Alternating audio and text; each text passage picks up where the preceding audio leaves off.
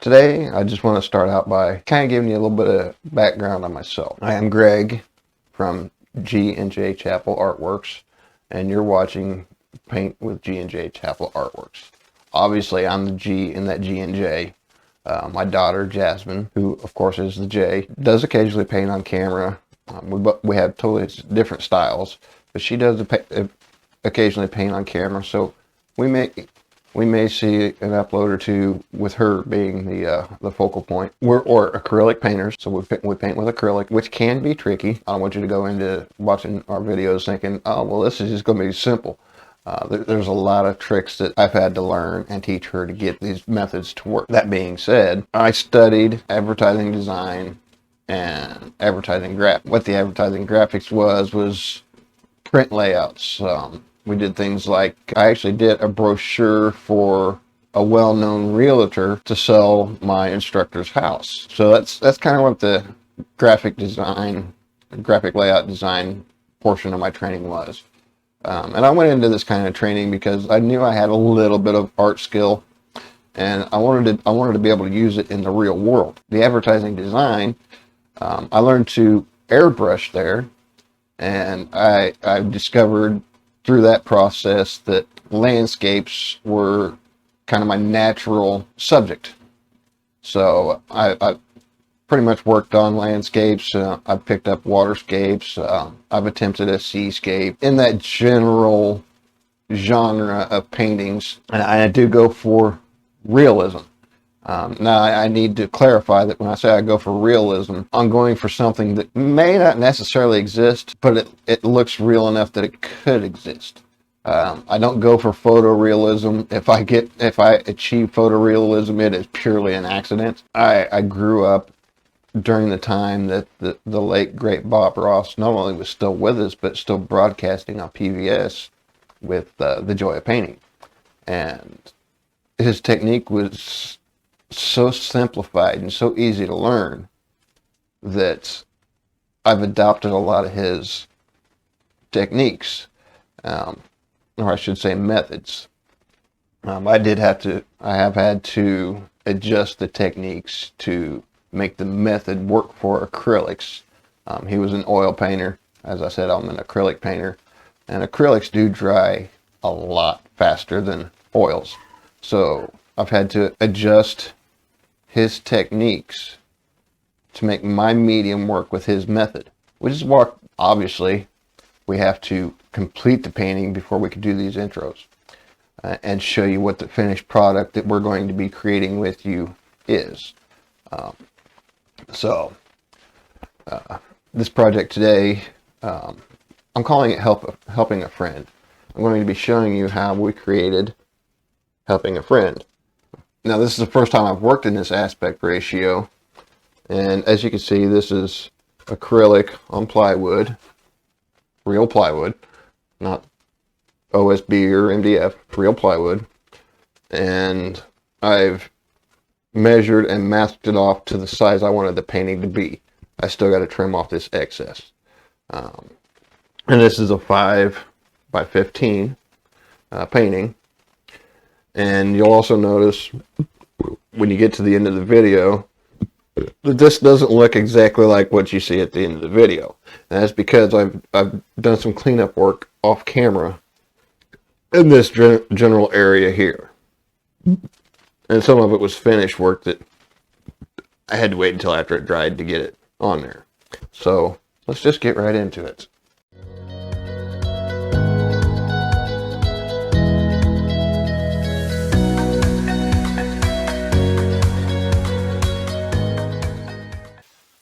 Okay, so I've prepared this piece of plywood with a yellow background, and this is because I either read or heard somewhere that a yellow background gives more vivid color.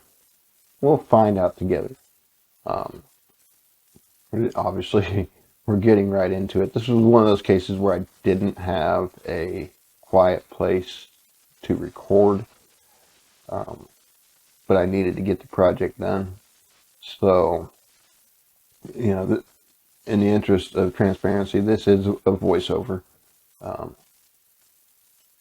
What I've got here is a bottle cap off of a 20-ounce soda bottle, and I'm just working my orange tone.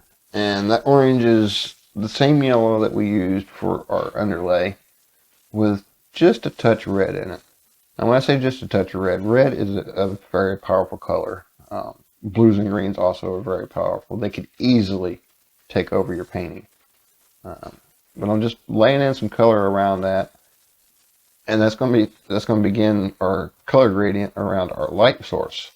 And that light source doesn't always turn out perfectly round. You may start with a perfectly round light source, and by the time you're done and you have the look you want, you may have even lost almost all of that light source, but you started with a good shape to begin with.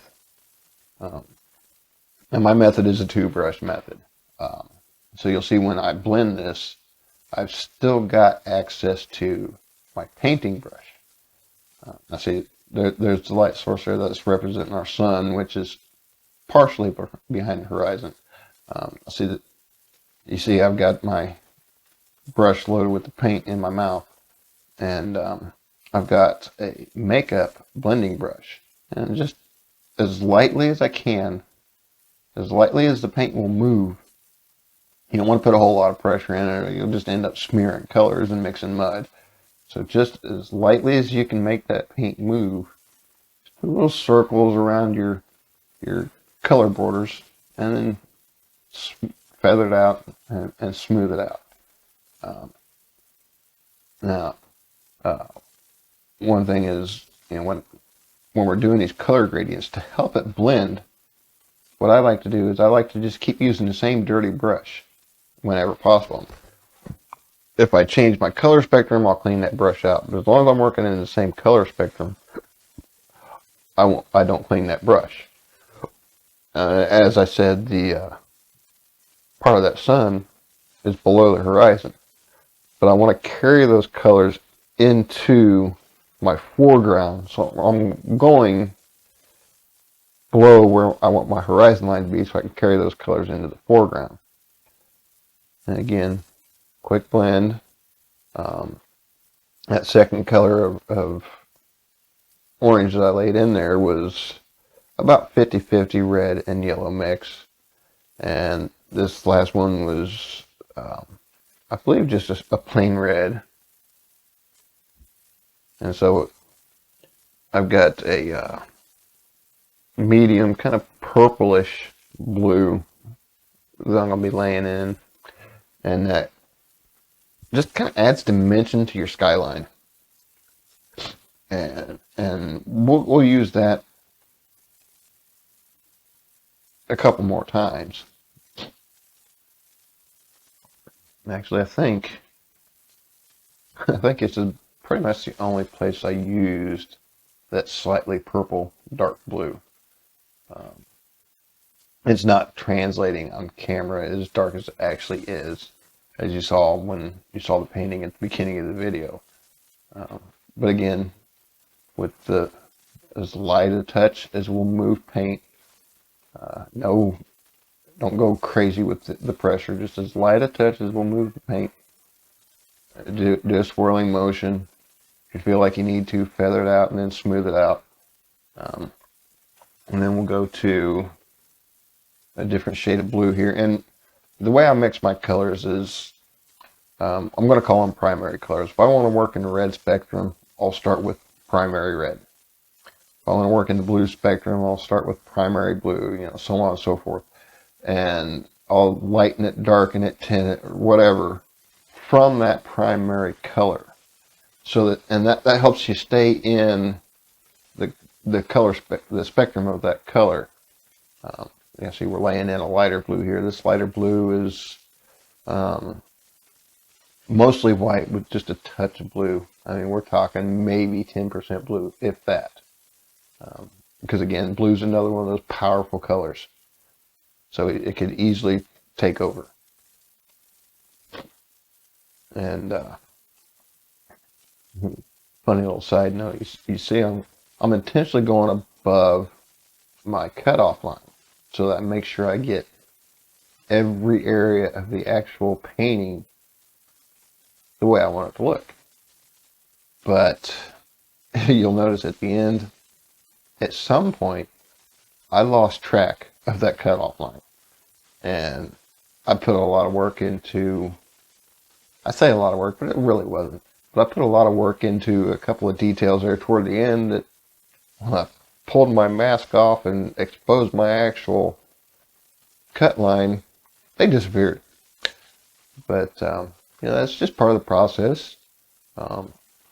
Sometimes those little minor mistakes are turn out to be happy accidents. Old Bob Ross was famous for saying we don't make mistakes, we have happy accidents. And here I've gone with just the primary blue. And it's not showing much translation on the camera, but I've gone with just a primary blue here, just to darken it up just a shade. And then next I'll lay in the primary blue again with just a touch of black, just to darken it up and add a little more depth to it. And so that'll pretty much create our skyline. And when you're doing these kind of paintings, brush strokes are important. The direction of the brush, the direction of your hand movement, all these things are important on these paintings. So even though you see me doing a lot of swirling and tapping and everything, the last step before I move on to the next thing I'm going to do is I'll smooth all those brush strokes out to, in this case, horizontal. And that just it gives you a nice smooth background to highlight other features on. And what I mean by that is, if you're doing a landscape scene, you've got a nice smooth skyline and maybe you got a river running through it and you got everything nice and smooth and all running horizontal in your river. Now when you start putting in your land masses, and here I'm just laying in a little bit of my light blue to give me an idea where I want my highlight area to be. When you start laying in those land masses and creating texture in the land, you're not going to be smoothing all those brush strokes out, because those fine little details of the brush strokes, you want those to stand out. And they're only going to stand out if you have a uniform direction behind it. And of course, when you're doing, say, a deciduous tree and you're stippling everything in, that stippling effect's going to create your individual leaves.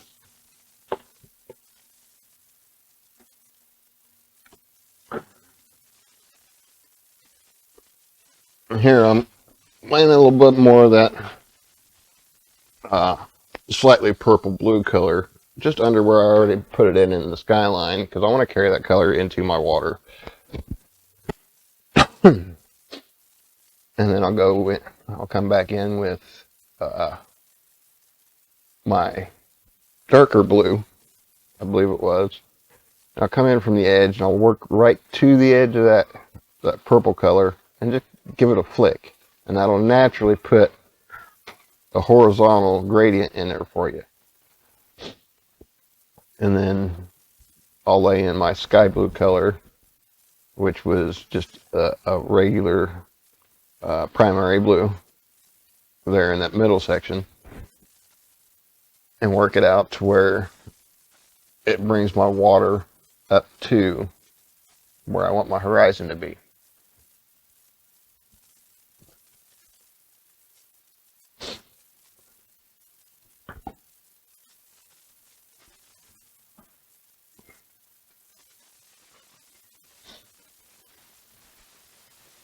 And while I work on finishing that out, got a little buddy here that I wasn't really supposed to like.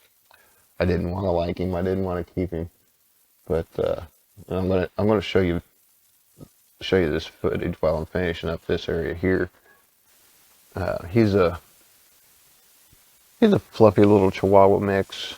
I think he's got a little bit of Chiweenie in him. But I wasn't supposed to like him. He was supposed to get adopted out. But he decided he liked me. And he is a cute little guy. We call him Coda. He just kind of looks like a bear, and we were watching Brother Bear that night.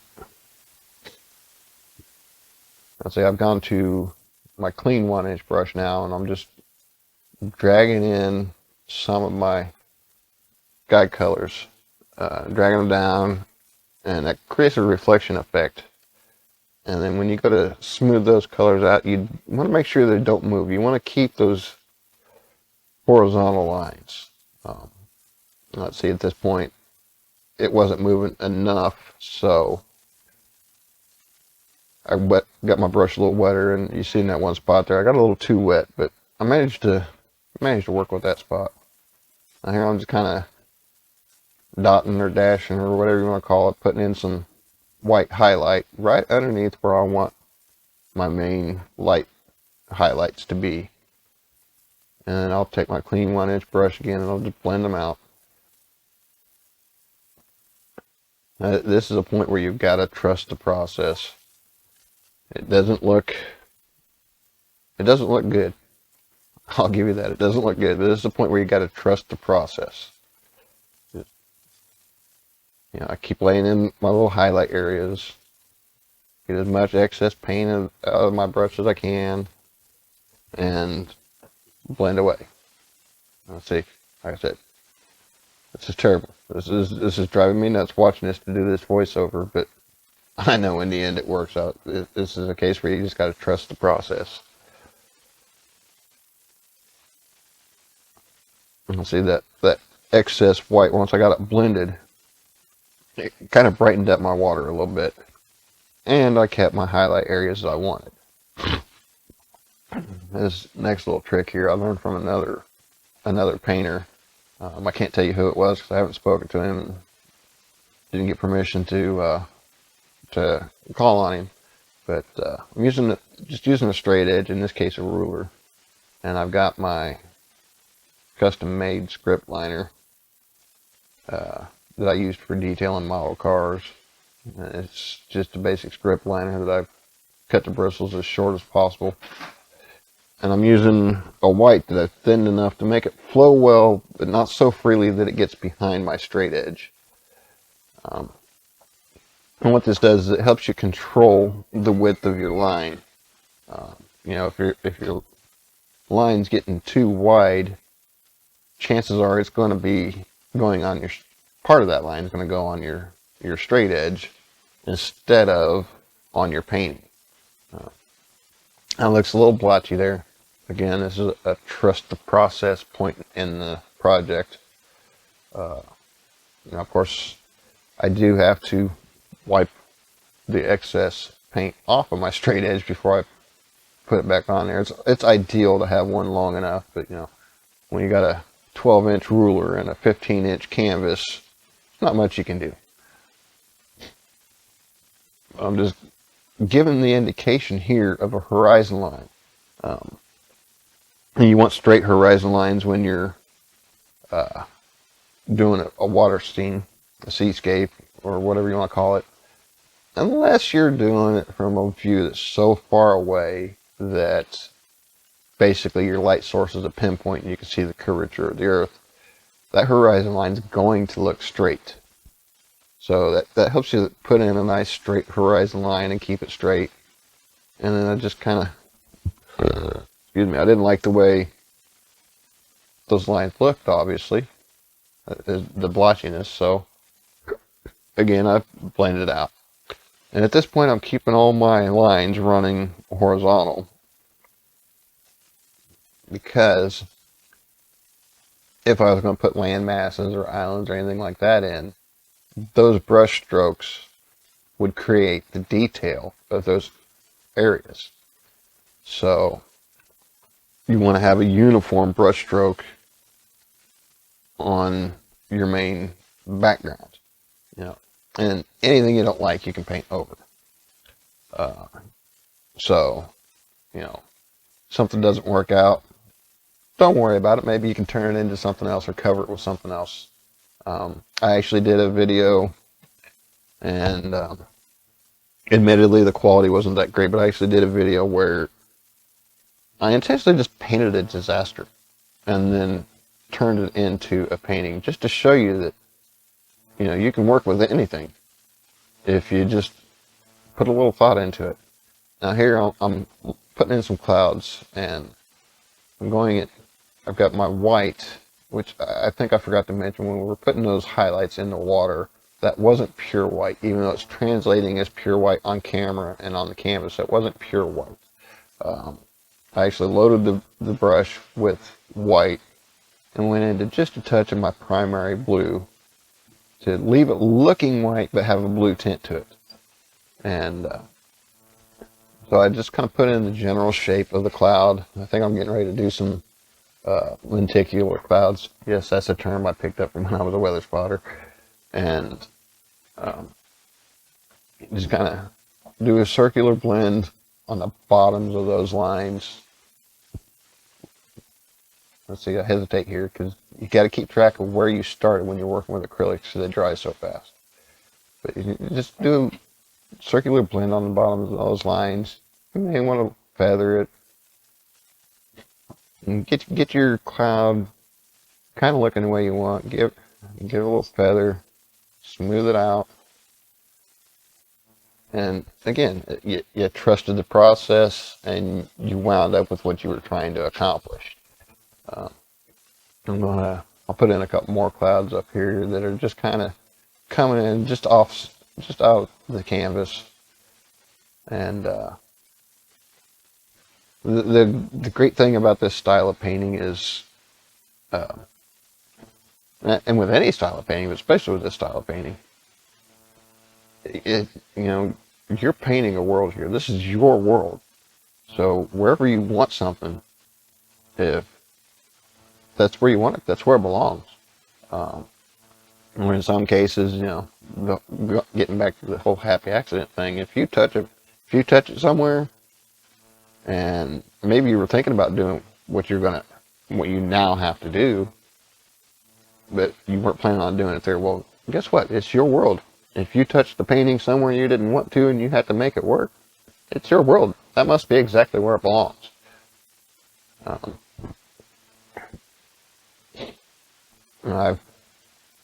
I've created a template for the main graphic in the center of the painting here, and you'll see me put that on in just a moment. Now in this case, I take two corners on and just kind of hold it down wherever it looks like it needs to be held down from that point. I'm making sure I line it up in the place where I wanted it, which in this case is right on the bottom edge of the canvas or board. And you want to stipple. You don't want to brush. You want to stipple the color into your template. If you're brushing color into your template, there's no getting around it. You're going to get a lot of bleed under. And I did in the Love is in the Air video, I did the same thing here, but I used Elmer's rubber cement, and I had the template on the canvas when I started, and that worked out pretty good. I didn't get a whole lot of bleed under. Matter of fact, I don't think I actually got any bleed under. But the caveat was that it made removing that mask a nightmare. I may have made a mistake by, peeling it off on camera, doing the reveal on camera while it was still wet. But in general, using that rubber cement made the reveal a nightmare. I had to cut the video and finish that up and then finish the video, because although the rubber cement did, as you would expect, rub off and not damage the underlying painting, it also made removing the paper a pain in the neck. Again, like I said, it may have been because I did the reveal while it was wet, but it worked. Don't get me wrong, it worked, but it wasn't easy.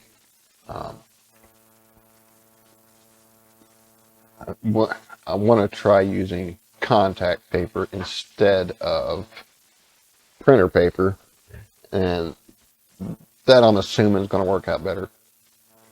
Excuse me. But at the moment, that's not in our artistic budget, so we work with what we have, and that's another good thing. Yes, this hobby or profession or whatever you want to look at it as can be expensive as far as your paints and your brushes and that kind of stuff goes. But your extras like making masks or things like even your palette, you can use anything that will work. Matter of fact, my palette that I use is the lid off of a clear produce container. So you can use anything you have on hand to make it work. Now, here I've gotten out my filbert brush, and this is the first time I've used a filbert, especially this particular filbert. This is actually the first time I've used a filbert, and I'm liking what I'm getting. I'd have to experiment with it some more to make sure I get the coverage I like. But I'm liking what I'm getting, but I'm not liking the color I chose. So we'll be changing that color. But this is where you test your bravery, because at this point you're pretty satisfied with what you've got. You've got a good background. You've got your graphic on there if you're using a graphic. So you're pretty satisfied with what you got. But it just needs something. And when you get to that point where it just needs something, that's where you got to get brave and just do it. And in this case, I decided it needed a couple little palm trees. I'm in Florida, so obviously this group is in Florida, and that's why I went with a waterscape. And the easiest way to identify something is Florida, or even California, and I would say probably Hawaii as well, is with palm trees. Now I'm going to go with a broadleaf palm tree, and the fronds on these trees, or leaves, whatever word you prefer, they're long and they're broad and they come to a point, and that's typically your traditional, even in cinema, that's your traditional palm tree. That's the tree that when somebody sees it, that's what they just automatically know, that's a palm tree. And we do have those down here. See, the thing I like about using the fan brush for this is if I don't like the way I ended my trunk, or maybe I think my trunk or stick or whatever needs to come to a point, I can easily do that with the fan brush, because it's a nice flat brush, and you can just work it into that point that you think it needs. The fan brush is really great for creating leaves. It's good for creating evergreens and these leaves on these palm trees. Now, another trust the process moment. We're going back to that nylon stippling brush, and we're just going to stipple in some blotches of black. These particular trees, they have a lot of dead undergrowth, and so you want to give the impression of that undergrowth. If you want that tree to look real, you want that tree to look natural, you gotta have that dead undergrowth. So I'm just stippling in a shape there that's going to represent that undergrowth. And you got the main ball of undergrowth under the very top of the tree, right there where the fronds are coming out, and then you might have a little bit more below that. You just take your fan brush and just kind of line out your general size. You can give it a flick up, give it a flick down, depending on how you want that frond to be turned. And if you want it to be turned where it looks like you can see both sides, then you flip it both. You give it a flick both directions. Just a gentle flick. Basically, you just touch your line on there and flick it off. And you want to make sure these are coming out to a point as much as possible. This particular type of palm tree, those fronds always come to a point. So you want to make sure you're bringing it to a point as much as possible. But you also want to watch your length. I mean, you don't want your smaller, shorter fronds at the top of the tree overextending your longer fronds at the bottom of the bloom, as I'm going to call it.